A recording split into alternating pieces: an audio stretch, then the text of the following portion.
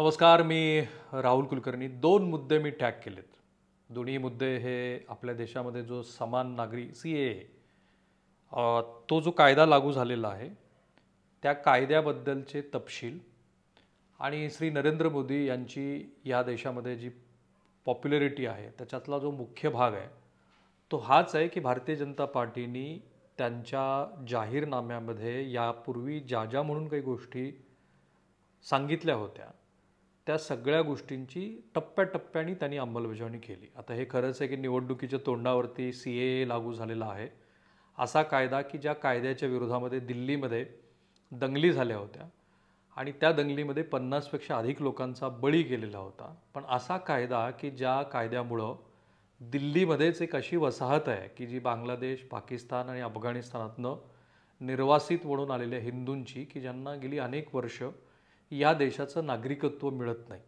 त्यामुळं हा जो नागरिकत्वाचा कायदा आहे आणि तो फक्त नॉन मुस्लिमेतर मंडळींसाठीच आहे, तर त्याचे जे तपशील आहेत ते समजून घेणं आवश्यक आहे. आणि मग बाकीच्या ज्या राजकीय गोष्टी आहेत त्या आपण बघूया. पहिला मुद्दा, ह्या CAA जे आज नोटिफिकेशन आम्ही जारी करू असं जे गृह मंत्रालयाचं जे ट्विट आहे त्या ट्विटमध्ये त्यांनी सांगितलं आहे त्यानुसार नागरिकत्व कुणाला मिळणार आहे.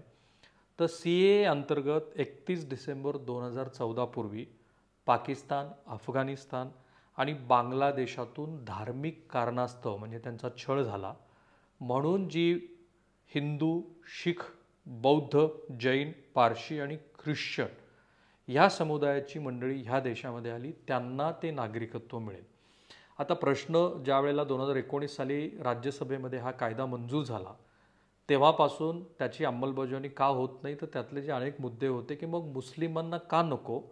तर त्यावेळेला तेव्हा गृहमंत्रीने असं सांगितलं होतं की ज्या 3 देशाचा मी उल्लेख केलेला आहे ते मुस्लिम बहुल राष्ट्र आहेत आणि त्यामुळं तिथं धार्मिक कारणामुळं त्यांचा छळ झाला किंवा होतोय असं मानायचं काही कारण नाही.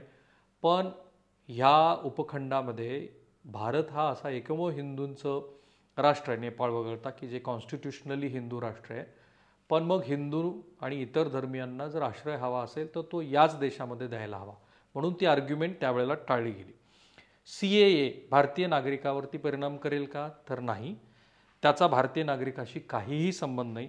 भारतीयांना संविधानानुसार इन्क्लुडिंग मुस्लिम त्यांना नागरिकत्वाचा अधिकार आहेच. CAA किंवा कोणताही कायदा तो काढून घेऊ शकत नाही. मग याची अर्जाची प्रक्रिया काय असेल, तर ही अर्जाची प्रक्रिया ऑनलाईन असेल. अर्जदारांना ते भारतात कधी आले हे सूचित करावे लागेल. तुमच्याकडे पासपोर्ट किंवा इतर प्रवासी कागदपत्र नसली तरी ही मंडळी अर्ज करू शकतील. या अंतर्गत भारतात राहण्याचा कालावधी 5 वर्षापेक्षा जास्त ठेवण्यात आलेला आहे. इतर परदेशी लोकांसाठी हा कालावधी 11 वर्षाचा आहे. म्हणजे जी मंडळी 11 वर्षापेक्षा अधिकचा काळ ह्या देशामध्ये राहत आहेत इतर धर्मीय म्हणजे हे सोडून स्पेशली मुस्लिम त्यांनाच नागरिकत्व मिळतं. पण ह्या मंडळींचा की जे शीख, बौद्ध, हिंदू, पारशी, जैन आहेत त्यांना मात्र ह्या देशामध्ये ते 5 वर्षापेक्षा अधिक म्हणजे 5 वर्ष राहत असतील तर त्यांना ह्यानुसार नागरिकत्व मिळणार आहे. मग या देशातील बेकायदेशीर मुस्लिमांच्या स्थलांतरिताचं काय, कारण अशा पद्धतीचं स्थलांतर हे आसाम त्या सगळ्या भागात मी फिरलेलो आहे. काही प्रमाणामध्ये पश्चिम बंगाल आणि मग अधूनमधून आपल्याकडे चर्चा होते की पुण्यामध्ये पण बांगलादेशी आहेत, मुंबईमध्ये पण बांगलादेशी आहेत, त्यांचं आधार कार्ड बनलेलं आहे. सो अशा मंडळींचं काय, तर CAA परदेशी लोकांना बाहेर काढण्याबद्दल काहीही बोलत नाही. याचा बेकायदेशीर निर्वासितांना बाहेर काढण्याचा काही संबंध नाही. त्यासाठीचा एक स्वतंत्र कायदा आहे, तिथे पोलीस कारवाई होते आणि त्याप्रमाणे प्रक्रिया चालते. अशा निर्वासितांसाठी विदेशी कायदा 1946 आणि पासपोर्ट कायदा 1920 आधीच लागू आहे. जे मी आधी म्हणालो, दोन्ही कायद्याअंतर्गत कोणत्याही देशाच्या किंवा धर्माच्या परदेशी लोकांना भारतात प्रवेश करण्याची किंवा बाहेर काढण्याची परवानगी आहे. आणि त्यानुसारच आपण बघतो की कधी मुंबईमध्ये कधी पुण्यामध्ये ह्या संदर्भातल्या कारवाया होतात. आता प्रश्न असा आहे की CAA किंवा NRC नॅशनल रजिस्ट्रेशन त्याला घेऊन लोकांच्या मनात स्पेशली मुस्लिम मंडळींच्या मनामध्ये संशय काय आहे. तर CAAला NRC म्हणजेच राष्ट्रीय नागरिकत्व नोंदणी होण्यासाठी एक पाऊल म्हणून पाहिलं जात आहे, ज्याचा मी उल्लेख केला. परदेशी घुसखोर असे नाव देऊन मोठ्या संख्येने लोक बाहेर फेकले जातील अशी भीती लोकांना वाटत होती. CAA नंतर NRC लागू झाल्यानंतर बांगलादेशी शरणार्थी मोठ्या संख्येनं परत जातील अशी भीती शेजारील बांगलादेशात व्यक्त केली जात होती आणि ह्याबद्दल देशपातळीवरती खूप सारी चर्चा ह्यापूर्वी पण झालेली आहे. की CAA एकदा लागू झाला की मग NRC येईल आणि NRC आला की स्पेशली आसाम पश्चिम बंगालमध्ये ज्या मंडळींच्या नागरिकत्वाबद्दल संशय आहे असे जे मुस्लिम लोक आहेत त्यांना बांगलादेशमध्ये परत पाठवलं जाईल. आता कोणत्या राज्यात परदेशी लोकांना नागरिकत्व दिलं जात आहे? नागरिकत्व कायदा 1955 अंतर्गत 9 राज्याच्या 30हून अधिक जिल्हा दंडाधिकारी आणि गृहसचिवांना नागरिकत्व देण्याचा अधिकार देण्यात आलेला आहे आणि ही सगळी राज्य ही सीमावर्ती भागातली आहेत, हे लक्षात घ्या. बघा ही राज्य कुठली आहेत? गुजरात ऑब्व्हियसली, राजस्थान सीमावर्ती, मध्य प्रदेश, राजस्थान लागून असले छत्तीसगड, हरियाणा, पंजाब, UP, दिल्ली आणि महाराष्ट्र. सो या राज्यामध्ये जे लोक येऊन राहिलेले 2014च्या आधीचे त्या काळातले 30 डिसेंबरपर्यंत ज्या 5 धर्मियांचा मी उल्लेख केला अशा मंडळींना इथे हा नागरिकत्व दिलं जाणार आहे. मग हा 1955चा कायदा बदलण्यात आलाय का? तर नागरिकत्व सुधारणा विधेयक 2016 CAA 2016 सादर करण्यात आलं. त्यामध्ये 1995च्या कायद्यातील काही बदल करावे लागले. हे बदल भारताच्या 3 मुस्लिम शेजारी देश बांगलादेश, पाकिस्तान आणि अफगाणिस्तानातील गैरमुस्लिम निर्वासितांना नागरिकत्व देण्यासाठी होते. 12 ऑगस्ट 2016 रोजी ते संयुक्त संसदीय समितीकडे पाठवण्यात आले आणि समितीने 7 जानेवारी 2019ला तो अहवाल सादर केला. आता हा कायदा कधी मंजूर झाला? तर 2019मध्ये 11 डिसेंबर 2019मध्ये नागरिकत्व दुरुस्ती विधेयक 2019 CABच्या बाजूने 125 आणि राज्यसभेत 99 मतं पडली. त्याला 12 डिसेंबर 2019 रोजी राष्ट्रपतींची मंजुरी मिळाली. देशभरात प्रचंड विरोध होत असताना दोन्ही सभागृहांनी हे कायदे मंजूर केले आणि 9 डिसेंबर रोजी अमित शहा यांनी ते सभागृहामध्ये विधेयक मांडलं आणि आज त्याचं प्रत्यक्षात नोटिफिकेशन आलेलं आहे. आणि म्हणून मी म्हटलं की ही ऐतिहासिक गोष्ट आहे. ही नागरिकत्व कायदा बदलणारी गोष्ट आहे. ती निवडणुकीशी संबंधित आहे आणि देशामध्ये निवडणुकीची आचारसंहिता लागू व्हायच्या आधी CAA लागू झाल्यामुळं आधी राम मंदिर, मग आता CAA, त्याच्या आधी 370. सो देशाचे पंतप्रधान आपल्या प्रत्येक निवडणुकीच्या प्रचारादरम्यान ही गोष्ट सांगतील की आम्ही जे म्हणालो होतो ते करून दाखवलं.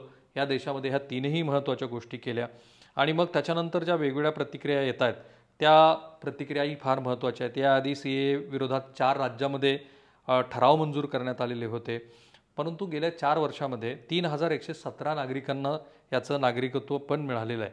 आता याच्यावरती असादुद्दीन ओवैसी यांनी अपेक्षेप्रमाणे एक ट्वीट केलं. ते असं म्हणतात की आप क्रोनोलॉजी समझिए, पहले इलेक्शन सीजन आएगा, फिर CAA रूल्स आएंगे और objections to CAA remain the same. CAA is divisive based on Godse's thought that they wanted to reduce Muslim to second class citizen. त्यांचं असं म्हणणं आहे असादुद्दीन ओवैसी यांचं की हे मुस्लिमांच्या विरोधातलं आहे. नथुराम गोडसे यांची जशी मातृभूमी वगैरेची जी तुम्हाला रचना माहिती आहे त्याप्रमाणे ह्या पद्धतीनं ह्या देशामध्ये मुस्लिमांना दुय्यम नागरिकत्व देणारी ही गोष्ट आहे. योगी आदित्यनाथ यांनी ह्या निर्णयाचं अर्थातच स्वागत केलेलं आहे. अखिलेश यादव असं म्हणतात की हा जनतेला भाजपचा खेळ समजला आहे. जब देश के नागरिक रोजी रोटी के लिए बाहर जाने पर मजबूर है तो दूसरों के लिए नागरिकत्व कानून लाने से क्या होगा. जनता अब भटकावे की राजनीति का भाजपाई खेळ समज चुकी है वगैरे. आणि मग त्याच्यामध्ये बऱ्याच मंडळींनी अर्जुन मुंडा यांनी म्हटलं की जे देशाच्या हिताचं आहे ते केले पाहिजे. ममता बॅनर्जी म्हणाल्यात की नियम बघू, चुकलो तर विरोध करू. आणि मग अशा सगळ्या गोष्टी विरोधक आणि सत्ताधारी हे आपापल्या पद्धतीनं म्हणतील.